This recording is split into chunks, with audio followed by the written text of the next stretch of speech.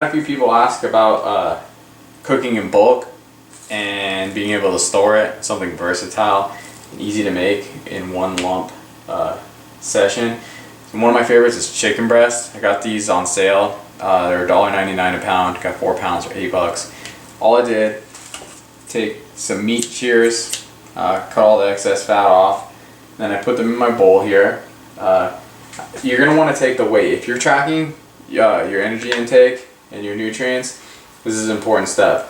So I have 49.8 ounces of raw skinless chicken breast here.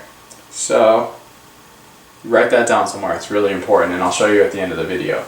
I'm going to put them all in the slow cooker, crock pot, with some chicken broth, and then fill up the rest of the crock pot. It's enough to cover the chicken. You can either cook it how mine works anyway. We cook it for 4 hours on high or 8 hours on low. Works really well. So that's all. You got your chicken breast here. Go and throw these suckers in.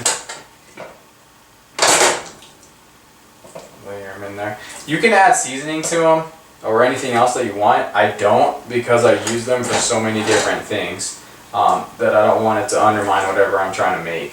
But some of the stuff that I actually like to make with them, like burritos, pulled chicken sandwiches where you mix it with barbecue sauce and on a bun.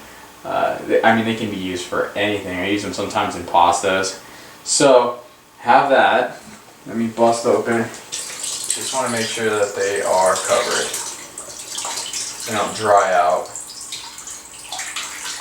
A lot of times I'll add garlic or something, but if I don't have a recipe in mind of what I want to make, then I just leave them plain. I'm going to set this on high for 4 hours. And this is nice if you're going to have a meal waiting for you when you get home. I'm going to do some other crock pot meals that you can make in bulk. They're just simple. A lot of times you don't feel like cooking and come home, nice warm meal. About 4 hours, and now I am taking the chicken out of the crock pot. It actually doesn't smell too bad even though there's no seasoning on it. And I'm making sure I get most of that water out. Throwing it in my bowl here. And now I am getting a cooked weight, which is also very important if you're tracking so that you can account for all this once I show you how I like to do it. Usually for like cooked meats, you'll lose about 1/3 of your weight. As a general rule, if you do track your meat before you cook it, but this kind of takes the guesswork out of it, and I'm going to freeze some of this. So I now have 32.7 ounces of cooked chicken. Give it a couple of minutes to cool down. Have our cooked chicken breast here. Easiest thing to do, take chicken breast, have a glass pan here. Take it, 2 forks, and just pull them apart. Super easy. And shred that down. It doesn't take too long either. I'm sure a lot of you already shredded chicken or pork or even beef like this. But it works really well. And that meat's pretty tender. And it stores really well also. Shred it up, just use it forks, and there you go. And this is super versatile as far as adding things. You can add green chilies to it, cook it in a pan, add it to quiches, add it to burritos, add it to pasta. And I'll show you how to bag it. You want to double layer it so you don't get freezer burn. Small bag, then take all of those small bags, put it into a larger bag. But first, we're going to divvy this up for our portion sizes. Usually 3 ounces to 4 ounces is what I will use. We'll see how I feel about the portion that I'm going to use tonight. I'm going to let this cool off though before I bag it, and I'm going to leave some of it out to eat tonight and tomorrow. It's been a day, and this is all cooled off. Be a lot easier to work with. One thing I want to show you is you're going to have 2 barriers when you freeze this stuff. First is just a regular sandwich bag.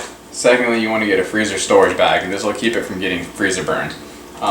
And then the 2 numbers I told you to keep in mind, the 49.8 original raw ounces and then the 32.7 cooked ounces, which ended up turning out 1/3 lighter like I had originally said. And this can change depending on the fat content of the meat that you're cooking, like beef, things like that. And then also your cooking method. This is a wet method. It tends to hold the weight a little bit better.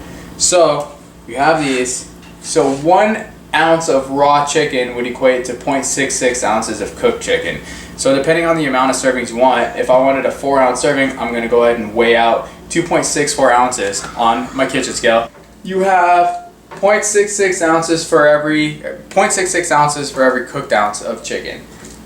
So depending on that, if I'm trying to get a 4-ounce portion, I'm looking at 2.64 ounces for a 4-ounce portion cooked and frozen.